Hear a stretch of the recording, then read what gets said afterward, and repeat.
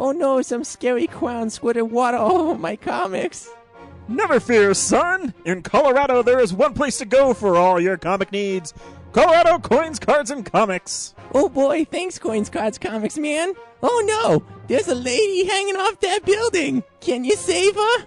I can't save her, but you can also save 20% by getting a hold slot at Colorado Coins, Cards, and Comics. Oh no, she's falling. Did you know prices are also falling on back issues at Colorado Coins, Cards, and Comics? Thanks for saving me, Coins, Cards, Comics guy. Now I can buy my son the card games he wants and the sports memorabilia my husband wants. That's correct, ma'am. Colorado Coins, Cards, and Comics knocks it out of the park. So visit 6700 Wadsworth Boulevard in Arvada, Colorado. They're open Tuesday through Saturday, 10 a.m. to 6 p.m. And tell them the real nerd sent you.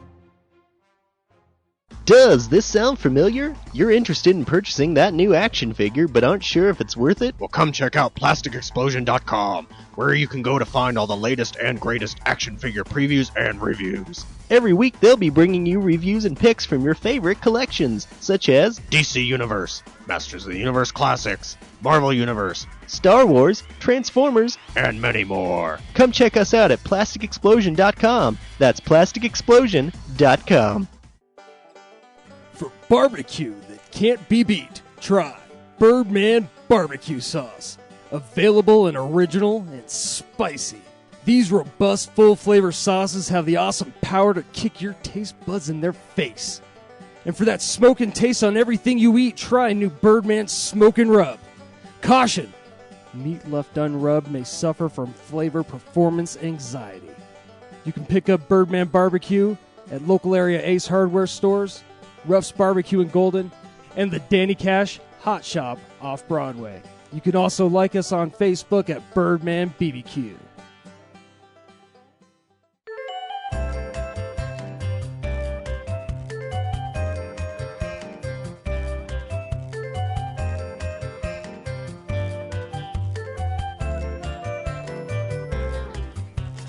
Welcome to the podcast. I am Ryan. To my right is James. To my left is Brad. And a few weeks ago, we were given the honor to go up and attend at the Telluride Horror Show, which is an annual horror show that they hold in October in Telluride, Colorado. Beautiful. That was so much fun, man. Gorgeous. Except for it's hard to get food after 9 o'clock. It is. It's really weird. impossible to get food after 9 o'clock. And we were given access to filmmakers, which is really cool. We actually sat down with a lot of them, and we have a lot of great interviews. The one we're going to highlight this week is The Battery, which made its world premiere there. It's a zombie movie, but it's not exactly a zombie movie because it's more of a story between two friends. Well, not even friends, I guess. Two baseball players that were on the same team that kind of got thrust as friends in the zombie apocalypse. Yeah. Two dudes, bunch of zombies. It was kind of funny how this started. We were there for the pig roast, the opening night, and we were invited there, and we were told that there'd be filmmakers there. I said, okay, yeah, I mean, who's going to talk to us? We'll just show up and stand around and mooch their food. And yeah. So as we were sitting there, Brad was talking to a nice young lady, and we had no idea. It was Laura. Laura, my wife, said, hey, someone knows who we are. And I said, who knows who we are? And her name was Kelly, and she geeked out on us, which was really awesome. Oh, it was amazing. She's a listener of the show from Connecticut. Yes. So that's even more awesome because we it have means fans in Connecticut. We're reaching people. Yeah. But what's more cool about it was, as talking to her, as we found out that she is actually the makeup artist on The Battery. Mm-hmm. Her boyfriend, Jeremy, is the writer, producer, star of The Battery. And so it kind of gave us a really easy way in to talk to them. And I mean, right after the premiere, I remember me and James ran up to her and said, hey, we really want to talk to Jeremy and Christian because they made a great movie and we'd love to see how they made it and the process of making it. Mm-hmm. And they did. $6,000. They made it for $6,000. And so ridiculous. they came in and they sat down and they brought all their producers and investors with them. And well, maybe not all of them, but the room was full of people. And it was like a mini little post-premiere party. It was really cool. Yeah, it was a press conference and people were laughing and it was lots of fun. I had lots of fun interviewing them. I know when we were doing mic tests, we did Afternoon Delight, and it's really good. I mean, you should really listen to it. And then It's Anchorman level. It is Anchorman. It'll be on our first record. I'm pretty sure it was just a riff on Anchorman because I was talking to Jeremy afterwards, and he was talking about how he was just quoting Anchorman. So I think that's what we were going for, and we got it. And what was cool too is after we did that, we hung out with them, and then the next morning we had breakfast with them as well. Yeah. They were so awesome. It was great. It was a great time. It was one of the most fun I had interviewing people. And, well, how about we listen to their interview, and when we come back, I'll tell you a little bit more. Yeah, let's get it started, because this cat is scratching the shit out of my balls. All right. So it really how is, yeah. far do we... Are you getting me here? We'll get you. Are you getting... I mean, like, how... You should guys, we huddle? you're gonna have to be pretty close when you talk. You don't have to all make out during the thing.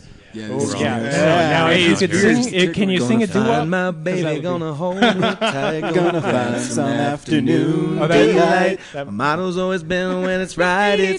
Why wait until the middle of a cold dark night when everything's a little clearer in the light of day. All right. Boo!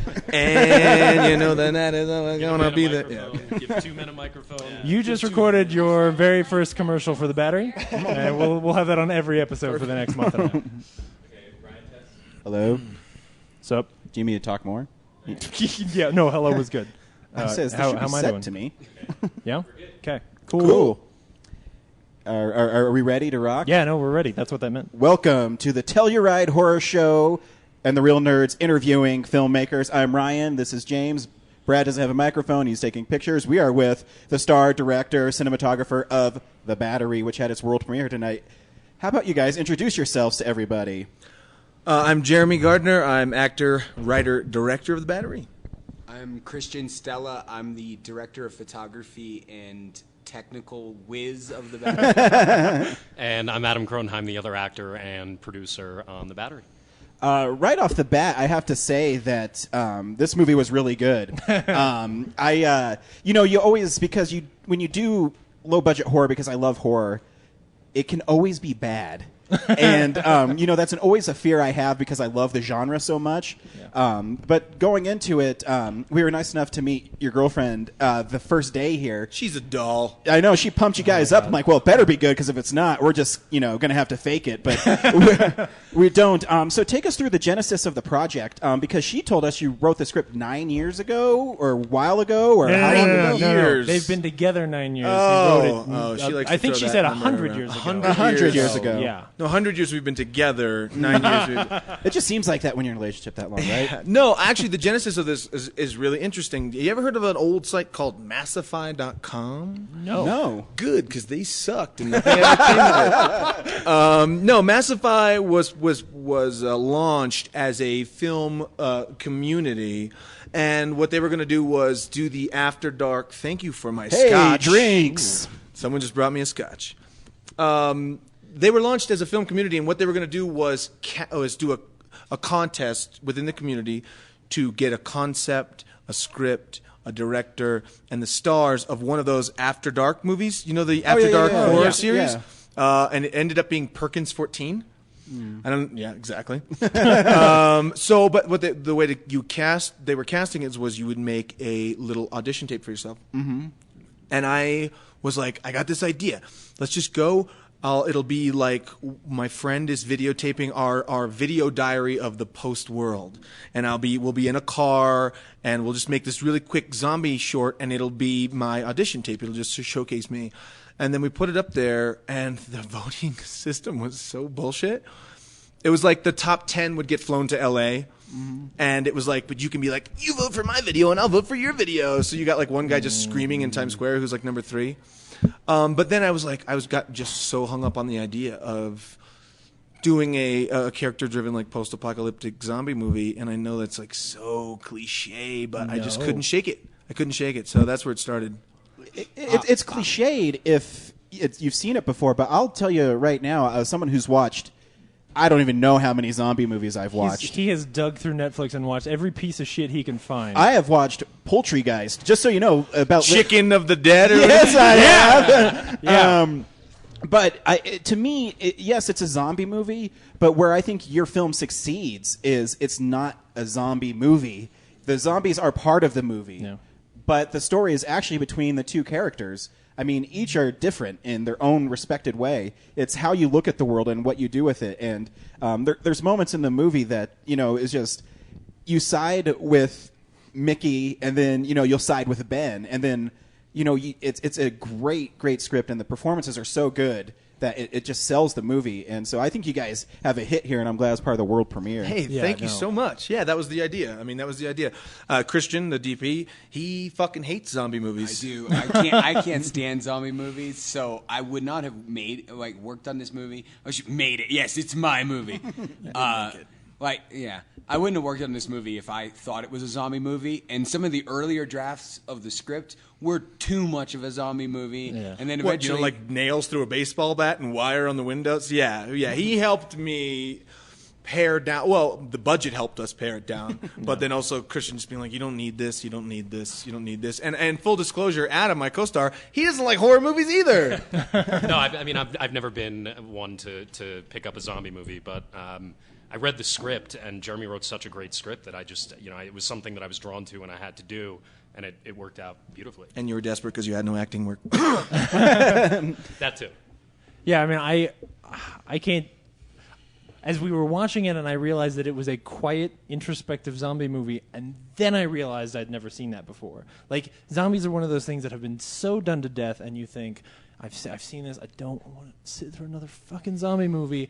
And then, seriously, the first hour of this movie, I was in love. I was like, this is amazing. Thank you. And I'm not blowing smoke up your ass at all because you're sitting at our table. Honestly, I told people, we're keep being watched by all of my executive producers and editors over here. Nice. But I told every. Hey, don't pipe in. This is a podcast. This is not a democracy. No, I told everybody, I said, if we get this movie into the hands of the geeks and the gatekeepers of indie horror, they will understand what we're trying to do. Yeah. They'll see past the budget and some of the things that didn't work. They will understand that this is new. This is different. And it's everybody sets out to, I'm going to do something different. Unless they don't. Some people just set out to make a bash your head in zombie movie. Paul W. Anderson. What? Paul W. Anderson. Yeah. But, I was like, I don't want to see that. I love zombie movies. And what does Kevin Smith say? If you feel like there is a void, fill it. And I felt like that. I was like, no, I love zombie movies, but I haven't seen the one I love the most. And the one I love the most is mine. Yeah, back to the characters, too. I think, Mickey, you make great choices because he's a character that can come across as like a whiny bitch. Oh, yeah. Because he has the moments. I think it's the hardest character to play. No offense, Jeremy, but like Ben is the fun character. Totally agree. But Ben's the fun character. He can say I had to eat the dog, or but for you to have to sell, being a bitch basically is not easy. The part where you were locked in the room with a zombie, I'm like it scared me, and because you can just hear you, and so. What choices did you make as an actor to make sure that you didn't come across as the person we wanted to get killed? Yeah, it was important just to play off of Jeremy and to give the character of Ben something to work with, because he was so even keeled the entire time. So to try and create a dichotomy between the two and really embrace the fact that Mickey hated this world. He absolutely hates it, and he gets emotional, and just working off of what Ben was doing was awesome. Yeah, but he's absolutely right. I'm writing the script for myself. So Ben is the fun character. You were the straight man. That's the hardest fucking thing to play is the straight man. Yeah. You have to sit there. And I love there's an editing choice where you're talking about eat the dog. I had to kill the dog to eat the dog. And when he says, we're like sharks. And they made a brilliant editing choice to, instead of stay on me who's hamming it up, just cut to Mickey rolling his eyes like I've heard this 1,000 times. And you give so many great looks. Because that's a lot of what you have to do. I remember you even voicing it on set a lot. Oh, here's another scene where Jeremy gets to do a lot of fun stuff, and I have to sit there and watch him. But you watching me do that fun stuff, it really sells the relationship. Right, absolutely. I was reacting to everything you did. There was never a time where I was checking out because you're really the only thing that I have in this world. So it's like I have to react off everything you're doing. You're all I have in this That was world the too. most Alan. romantic moment. But it's true because a great actor is the reactions too, because you can pick out somebody, especially in horror movies, that looks bored. I mean, I can tell you parts in The Devil's Reject when I'm watching Sherry Moon Zombie, and I'm like, she is not into the scene at all. She's always bored, I think. Yeah. So it's interesting. Christian, when you were shooting it, Yes. you shot it with what camera was it? I shot it on the Canon 5D Mark II, which is a DSLR. Yeah, but it wasn't. It didn't feel like handheld at all. Did you have it on like a 2x4, so you got those smooth movements, or what you got going on there? If you knew the truth, I had an $80 shoulder rig, which was about as smooth as holding the camera in my hands, and a plastic tripod from Best Buy, and nothing else. All of the smooth motion in the movie was done in post. It was done in Adobe Premiere. They have a thing called Warp Stabilizer. It's incredible. Wow. It's not something you want to use, but we had to use it.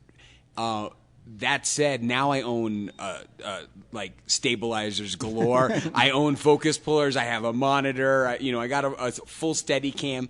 None of it got used on this movie. It's just sitting there for the next movie because I will never do that again. So did you only use one camera the whole time, or did you have a couple set up? Or We had 5. We had one camera. We had 5 people on set. We had one. Yeah. It was on the technical side. I was holding the camera, and we had the sound guy, Nick, who's not here, holding the boom. And that was our technical crew, basically. Crazy. So for coverage for the director, I mean, that's got to be difficult. I mean, or do you just hope that the takes you do come out correctly? Well, I mean, you've seen the movie, so I kept telling everybody, I want a lot of long takes. I want a lot of letting things play out in front of the camera. And then everyone's like, oh, well, you got to get coverage. And I was like, no, you don't. You just keep doing the one take until you get it right. I mean, that's the aesthetic I was going for. And I think it really shocked Nick, our sound guy, the most, because he's like, well, how am I going to get a boom in there? Like, you got a guy 40 feet away, and you got a guy, 5 feet away, and they're all in frame. What am I going to do? So he was hiding lavs on rocks, and everyone was just trying to cope with what I wanted to see, and it was awesome because I'm not a tech geek. I mean, full disclosure, I don't know jack shit about cameras. That's why Christian and I are so great. I see the movie in my head. I know the shots, and I was like, Christian, do that. Make that look good. And he did. He fucking nailed it. Since you bring up the long takes, I think it's especially the first time you do it with the toothbrushes that I'm sitting there and I'm watching it, and it's hilarious, and I think this is incredibly brave for a movie like this to do long takes like this, and then of course you blow toothbrushes way out of the water later on. But what was the discussion like to say, yeah, we're gonna put the camera in a car and beat the shit out of the audience for the last half hour, and then we're gonna have them wait through these takes that are fantastic and important takes that are getting a point across and doing character development, but it's a lot to ask from an audience. Was there a lot of hesitance to Not on my part, no. There was hesitance on a lot of other people's parts. But, I mean, I said from the beginning, number one, about the putting the people in the car and beating the shit out of them at the end. I mean, one of the first aesthetic ideas I had for this movie was it needs to start, and I don't want to say this name because it's like fucking mentioning Jesus, but it needs to start like a Terrence Malick movie. It needs to feel wide. It needs to feel green and overgrown and full of nature and the wind and the birds and everything. And then at some point, you just put people in a coffin and never let them out. And I think the contrast between these big, wide open spaces and then just cramming somebody into something and not letting them get out I was like, this is how it has to go. And as far as the long takes, I always said I think it's really interesting. For instance, if you go to the doctor, because in a movie, if you go to the doctor to see if you have cancer, you go to the doctor and it cuts to the doctor and he says yes or no. I think it's so much more terrifying to show the guy sitting in the waiting room, because you have to do these things in real life. You have to sit and wait for things you don't want to do. When you brush your teeth, it takes 2 minutes, 3 minutes to brush your teeth. And I think when you have characters that have nowhere to go and no time frame, no schedule to be on, to force the audience to sit through some of the things that you have to sit through every day, it's not fun for an audience, but it sets up what we're trying to accomplish, which is the mundanity of, is that a word? Yes. It is now. It is now. Mundanity of the world that they live in. But sorry. But talk or Mike. I'm gonna go because it's a follow up to my own goddamn question. Whoa. Sorry, this is your show. No, you go.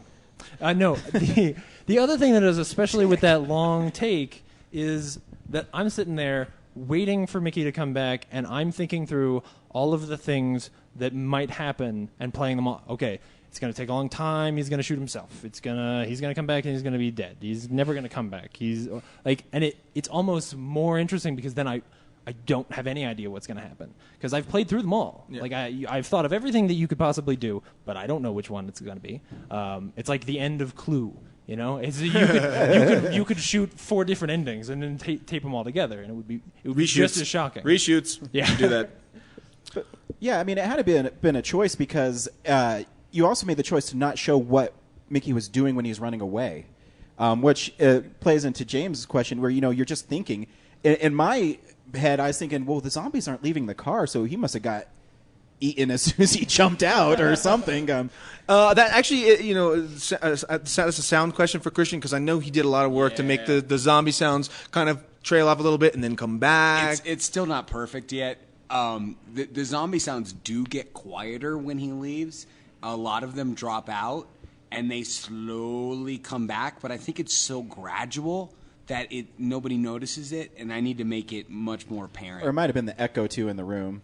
That's true. Well, yeah, we were in the second row, so everything was the same, very, very loud level. I will say on a just to answer your question about the decision not to show that stuff is I don't hate the audience at all, and I actually think and I see seeing it with a public audience for the first time and seeing it with our friends and family last week for the first time. It reminds you that there's a lot of entertaining moments and a lot of funny stuff and a lot of things for people to get engaged in.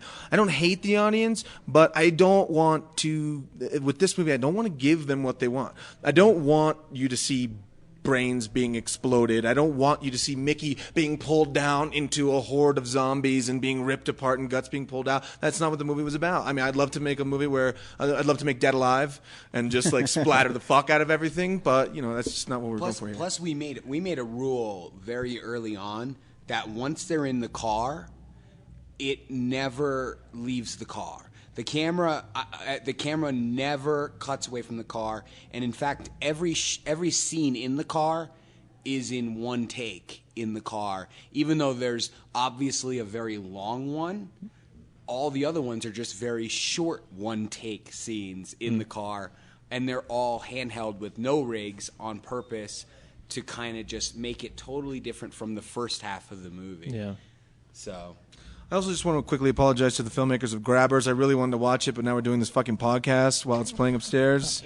I'm having a great time doing this, but I just want to say that. You can hear it just I can hear people being grabbed.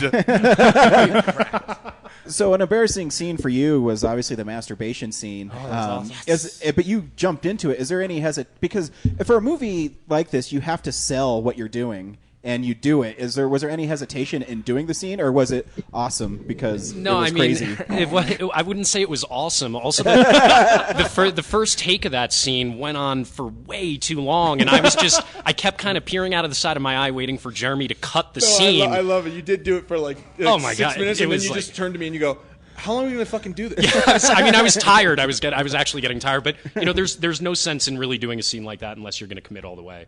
And I think that was the most important thing to do in that scene. So it was it was a fun scene. We had a nice laugh about it, but it was important to not ham it up because you see so many scenes like that in movies where it's laughable because it's not believable. Yeah. Well, I will say I think masturbation scenes are the hardest scenes to pull off in movies. They do tend to be laughable. But I told people from the beginning I want this to be my. Again, I'm sounding so pretentious here, but I wanted this to be the fucking cutting off the ear scene in Reservoir Dogs. Yeah. I want people to just be uncomfortable. They're going to laugh, and then they're going to be uncomfortable. And it was asking so much of Adam and Elise to pull that scene off. And honestly, when we were done, I was like, you fucking did it! Like, you turned, like, the most ridiculous scene in the script into, like, a really fucking good script. I mean, a good scene. Well, it works because, too, the audience wants to be released from it, too, and the release for the character and the zombie is a head explosion, and it's just boom, and it's great. And the lines coming from Ben's character is just spot on and shot beautifully through blood Yes. and laughing. It's fantastic. Thank you. You said release too many times while talking about a masturbation scene. That was the point. Anybody else like, am I joke there? Come on now. No, I mean, I kept saying that. I mean, that's what. I mean, we had a big issue with editing that scene a lot, and I was like, it needs to build the way. When you're jerking off, it builds. Starts off slow, and then it gets a little rough, and then you're building towards a release. And I was like, the scene needs to be cut that way. It needs to start slow, and then slowly get faster, and then that gunshot needs to be Money shot. Make fun of my jokes. I'm clever. Brad, you got Brad, a question? Does Brad talk? No. That's a. I didn't even see. He just pulled a mic out like a rabbit from a hat. I didn't even see. That's a long running does joke on actually our have a podcast. Is how much is Brad going to say this week? I don't know. Turn on your mic. That's the second time I've done this today. Like I make films myself, so I'm just kind of sitting there watching, like, and imagining like how you guys did this. So it seems disingenuous because I kind of know from my own process like what probably happened. So it's hard to pick out questions to. He didn't like our movie. No, he hated it. And he doesn't have anything to say. No, I'm just kidding. I'm kidding. He's usually stone faced. It felt like the battery in my head. It was like just beating back and forth, like, oh, when's it over? No, I know what you mean, because there are certain things where, like, there are scenes where I want to ask, like, okay, when you were when you were out of the car and you were yelling, was that ADR? Because how did you even have two mics to do that? Why are you I don't letting want me to ask them that? No, because I don't want to know. I don't want to know because when there's a movie made for $6,000 and you ask the tech questions, because Christian needs to answer What stuff. I say? When he was out of the car and he was yelling, what? Okay, all right. Now, fine, I'll ask the fucking question. Hey, be nice to the guests, dude. We are hostile right now. I'm sorry. Calm the fuck down. I'm setting up a trap. For him. I know it's cool. I'm being a dick to him. I'm going to hit you all. The scene when you get out of the car and you're at the hotel and you're waiting to bat the character to bat the zombies and you want Mickey to do it. You know, Spoiler alert. It sounds like it might be 80 yard. Yeah, it is. So I lose. ADR grown. I was just saying. It is. It's ADR. It's the. I mean, there's nothing real in that scene. Well, yeah. Oh, wow. And there's no sound effects. There's nothing real in that scene. Period. And it shows. Well, that's the only place it does, though. Yeah, It's And hard. it's still a work in progress. That's revision 3 because I did the sound mixing on the movie too. Yeah. And I don't do sound mixing. Just like I did the score mixing on the movie. So I'm really hoping that we can get a real sound mixer to step in and do a final mix on the movie. Oh, wow. Because the ADR is great. It's Yeah. just the effects on it are not great. But I think the sound through most of the movie is fantastic. Well, all of the movie. There's nothing. In fact, I don't know if it was you that did it, but whoever chose the sound effect for throwing a battery into the woods, I knew I was. I knew I was going to love the movie from then on. That's my sister Alicia. She did that. Nicely done. Yeah, her and her boyfriend Michael did. I think like 800 pieces of Foley effects. for the movie, and then I had to mix the 800 pieces of Foley, which I don't claim to know how to do. I got to say, I do love my job. I wish it was my job. It's not my job, but I do love saying, can you do this? I need you to do this, and then they do it. For instance, the gross zombie who gets out of the car. I was like, it's the only time we fire a gun at someone's face in frame. I was like, we just need just an entry wound and maybe a puff of something. Just something has to be there. And then it was like the next day, is this okay? And I was like, yeah, good, done, great, thank you.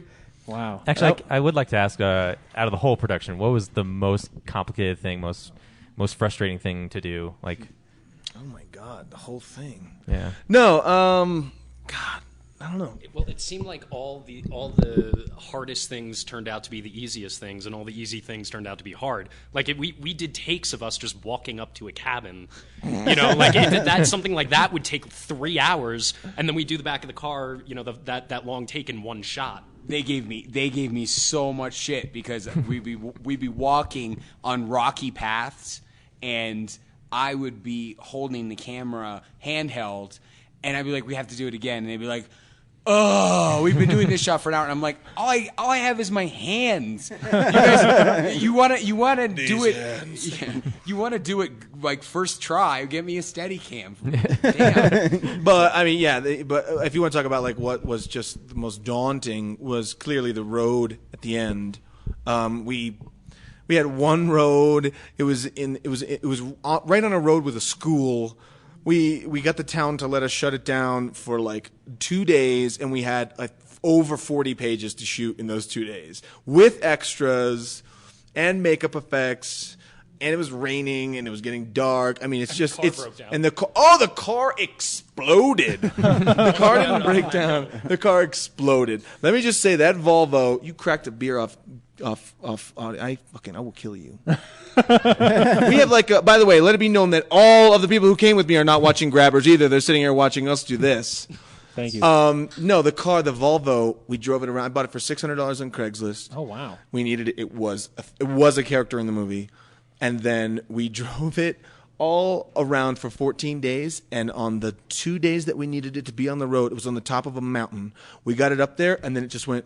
I literally parked it, and I was like, I think this is a good spot. And then I went, no, actually, let me move it up like 50 feet. Cranked it again, and it just went. Smoke started coming out. Black sludge started like pouring out of it. Like the engine just literally exploded. And for the next 2 days of filming, we would just have to put it in neutral and roll it to where we wanted it, and then roll it off the road when we wrapped, and roll it back on. And then by the time we shot the last scene in the car, we called a junk guy, and he came and just picked it up and took it away. gave us $300 for it and just took it away. And fucked up all the reshoots. Yeah, no more reshoots for that. Did he ask about all the blood inside? We cleaned it out pretty good, but yeah, it was a little sticky. There may have been some garbage in the back. I think that teddy bear was in there. That big teddy bear was in there. That's sad. That was funny because that brought a laugh to the audience. That just throwing the teddy bear in there. That's a great. Yeah, it is moment. nice to see the audience laugh at stuff you haven't heard before. That's How long cool. did the movie take you to shoot? We had a 14-day schedule with 2 days of safety. Is that right? Yeah. And we used 16 days. That's it. When you guys are split up too, like there's some of you in Connecticut and some of you in Florida, right? Some of us in New York. Oh, Yeah. oh wow. Yeah, he's in New York. Adam's New York. Jeremy's Connecticut. I'm Florida. So, but New York and Connecticut. Jeremy lives in a suburb of New York in Connecticut. Oh, okay. So And Christian's rich because he makes cookbooks. So I was like, fly up here and make this movie now.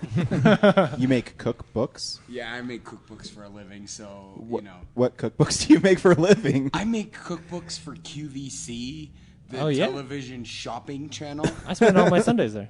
You spent what? I don't really spend all my Sundays on QVC. Oh, I was gonna say, well, they sell my cookbooks on the Sundays. I'm going to now. But yeah, that's it. And it was like it's always like, oh, we'll just get Christian to pay for it. No, okay. I don't know if I ever said we'll get Christian. No, people. I just do expected it. I just do it.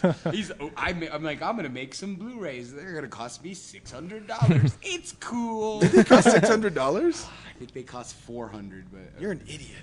they're cool. I would pay for my one copy that I have. Is worth me the $400. That's why. So what's Otherwise, nothing's gonna happen. What's the next step for you guys? What do you go from here? Is your film debuting in other festivals, or is it being distributed? No, because Fantastic Fest shit on us. They Hey. did not. No, they didn't shit on us at I all. say They fuck just them. didn't. I mean, we just never heard from them. Sadly, never heard from them. Or Screamfest. Those are the only 3 festivals we've submitted to. So we're going to do another round of submissions. We've got a lot of getting a lot of emails from distribution companies here and there and hither and thither. And I think we just need to start bombing everyone with the disc and see what happens from that. And I'm writing, and Christian's trying to write, and we'll get something else going pretty soon here. Well, I think it's going to happen. I think so too. Like I said, it's unique, and take it from somebody. I'm telling you, I've seen so many zombie movies that it'd blow your mind. Have you seen Return to the Living Dead, Rave to the Grave? Because I own it. So I will tell you that yours is above many of them. That's awesome. Thank you. And yeah, so we really appreciate you guys taking time to talk to us, and showing the movie to us and not making the zombies characters. I told your girlfriend Kelly that I'm glad I didn't see any doctor zombies or stuff. They look. Oh, like you must have missed the lifeguard zombie because that's what she wore. She came to set in a lifeguard outfit. You were in the middle of the woods. Naturally. What was she? There's only so much we could do to wrangle these zombies in our schedule, so they just showed up wearing whatever they wanted, and she was a lifeguard. But And she was drunk, I think, the whole time. I didn't notice her, so hats off. Anything else, boys? No, that's it. Online find you? I actually have a question for you Sure. guys. Yeah. What the heck do you do with all this audio when you guys get home? We don't know yet. I'm like, We really fucking don't know yet. how much do you think you've recorded here at the Oh, fest? Today, three At hours. the fest? Yeah. Just today. Paul Salmon was an hour and 20 minutes. And Wait, then, Paul Salmon got more time than we did? Well, you can see. What else do you guys want to talk well, about? he We'll has talk about a- whatever you want. Paul He Salmon. wrote elongated a career. 600-page book about just Blade Runner. I was gonna say, Just Blade Runner. I got stuck with Paul Salmon at a coffee shop for an hour and 20 minutes. You can't not talk to him for an hour and 20 When we minutes. first met him, I had to shoo him away because I was like, I don't want to hear all the stories now. We were gonna record this later. Like, I need it on wax. Don't tell me everything good now. On So- wax. Well, because this is a giant wax wheel. Why are you asking him what they do with all the audio? No, because I just feel like sorry for if it's, Yeah, if that it's guy Brad there. who has to go home and edit this stuff. I've heard every second of every podcast of this. Hey, Brad, Christian and I actually started a podcast called Pterodactyl Face, and we recorded 6 episodes and never edited them. We're just going to send that shit to you, too. Sweet. Pterodactyl face. I love it. But where can we find you guys online? TheBatteryMovie.com, at The Battery Movie on Twitter, and then Christian, myself, and Adam all have email addresses: Christian at ohanafilms.com, Jeremy at ohanafilms.com, and Adam at ohanafilms.com. And email us and ask us where you can get the movie, and then we'll tell you. We'll just won't email you, and then. But we really appreciate you emailing us and asking us to buy 10 Blu-rays like someone did the other day. I was like, no, you can't do that yet. We have uncleared music, but thank you for asking. Oh, so some of it is still unclear. So there's a couple songs that's unclear. We have festival licenses though. Oh yeah, okay. So you just can't distribute it. Yeah. And if you're wondering where your interview will show up, it'll be on our website, and we'll have links to all your guys' stuff. Nice And, segue. Hey, thanks, Kelly. As the one fan. Oh, Our number one fan. Woo! We have one fan. Well, now you have 4 fans. Oh, thank you. Aw. And you have 3 fans of your wonderful movie. Oh, my Thank God, you that so was much, good. guys. It was a real pleasure. Yeah, thanks Thank for letting us you. see your movie. Yeah. Yeah, And thank you and for. Thanks for giving us the Blu-ray copy so I can watch it again right away. Yeah, absolutely. do rip it and torrent it. Don't do that, please. I don't even know how to Please torrent. don't do that. We'll wait till you make lots of money, and then we'll. Yeah, then you don't feel bad. I'm going to sell it on You're like, eBay I just, later. downloaded Snow White and the Huntsman because I don't give a shit. I'm only going to throw it on torrents 20 years from now when you're old and crazy and you go back in and CG and all the stuff that you wanted to do. That's Battery when I'll throw special the good edition. version on the internet. Fair enough. Yeah. Thank you. Thank you. Very Thank much, you, guys. gentlemen. Thank you.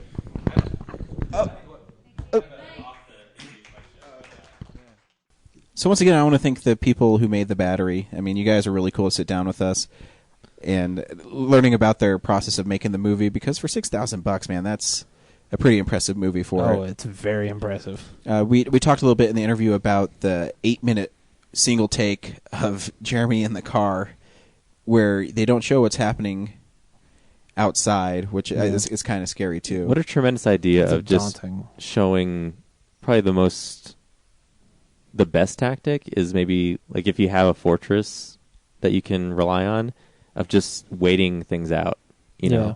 like most other movies, like, oh, we got to move on. There's got to be action. But I like their approach to just being, you could probably, as long as the glass holds and the windows, you could probably just wait this out Yeah. and hope someone comes along and takes them all out for you. And you have to have pretty big balls to do a shot like that in your first feature and keep it on there. Yeah. So I'll go ahead and say thank you so much again, everybody who was involved with the battery, who talked to us. There will be more interviews from the Telluride Horror Show. We have the director of a short called Chili, which is one of my favorites from there. I'm not just saying that because he sat down on our show. I mean, I really love this short. And also A Quiet Girl's Guide to Violence, which is really good as well. Raphael, he sat down with us. And we also talked to a film historian, John Salmon. Paul Salmon. Paul Salmon, thank you. He sat down with us for like an hour and a half. It was awesome. It was awesome. But this isn't the only horror show we did. We also did the Mile High Horror Fest, which we have a lot of interviews for too. Jonathan Tiersten, who was in Perfect House, I talked about that movie a couple weeks ago. Your friend, who you knew, Richard, correct, made Dead Box, which won the audience award from the Mile High Horror Fest. The writer of Final Destination, Jeffrey Reddick, also one of the directors from the Blair Witch Project. We have a lot. Yeah. So just stay tuned, because these are going to be sprinkled in midweek sometime whenever Brad puts them up. Yep. Yeah. So be on a lookout for these. And if you like what you hear, just let us know. And we have contact information with the filmmakers. We can email them, and maybe you have questions for them that we didn't answer in our little interviews we had with them. Yeah. So, and anything, if you go look up the Battery online and see if they're getting a chance to show it anywhere, and if we find out about where it's going to be, we will let you know, because it's really, really, really cool and special and not like anything else you're going to see. So we want people to go see it. And yeah. And I'm sure, if you do get a chance to see it, I'm sure that it'll probably, if it's not on any of our top 10 lists at the end of the year, I'm sure it's probably going to get some kind of special jury prize, because it's really good. So you'll hear more about this movie for sure. And I'm sure Brad will put a link on the website, so you can go check out their Twitter page, their website, which they do have, and you can kind of see their processes too. And maybe you can ask for it to come to one of your festivals in your hometown, which you should. Yeah. Because it's a unique experience. So I hope you enjoyed it. Stay tuned for a lot more, because you'll be hearing a lot of great interviews from the real nerds. There's a lot to come. Thank you. Bye. Bye.